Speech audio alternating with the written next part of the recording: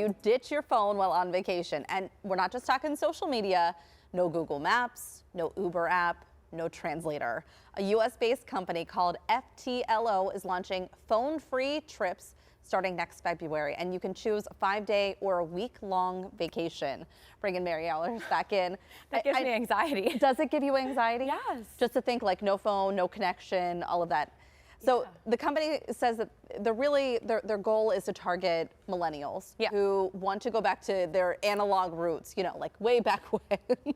Before the Oregon Trail. Okay, so like we grew up basically using MapQuest. Right, so it would, printing it out. Do you remember this? So it would kind of be going back to that, like using a map, trying to figure out where you were, traveling. We didn't have cell phones back then either. So it would be a little bit, we would be used to it, but I feel like millennials are maybe embracing this a little bit more. Yeah, so it's really, it's Havana, Costa Rica, Portugal, Tuscany, Rome, and they provide you with printed maps. Oh, there we go. And itineraries, so you have that stuff. So it really, I think, is about being more present, that you get to go to these really neat locations and just be there, like really just explore. Well, when I went to Prague when I was in college, and we didn't have cell phones or anything like that, and you couldn't get that international plane, so that's what we had. We had maps, and it was really easy, and we didn't have cell phones, so I had to lug around a big camera for the broadcasting class, and we had to use a big camera so I could get video footage. what a neat It wasn't trip. just a phone. Yeah. What a cool experience. So that would be kind of going back to that. So they said that you can bring a disposable camera with you so that you can capture some of your memories, but you have to leave your phone either in your luggage or back in your hotel. There's no, like, you can't take it with you.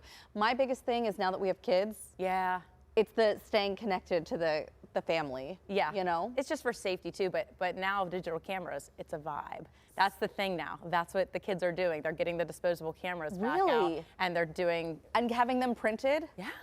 So I don't know about you, this goes us on like a whole other road here, but I have so many pictures on my phone that have not been printed. So the thought of having printed pictures again makes me so happy. Yeah, I have some photo albums that I keep, and I also have like older photos, but in my photo album on my phone, I probably have over 10,000 photos. Just, you know, you take a million of the same one to try to get the perfect picture, but it's kind of nostalgic to maybe go back and just have that one picture that captures the moment, raw footage, just letting it be. I'm telling you, more and more, I do think as much as we are so heavily invested in social media and using our phones and leaning into them, I do think that there's going to come a time where we all just kind of pull away. Yeah. And things like this kind of show that that's happening. And blogging. I blogged in Prague because I could type it up, but it was more so writing and blogging. And journaling. And journaling.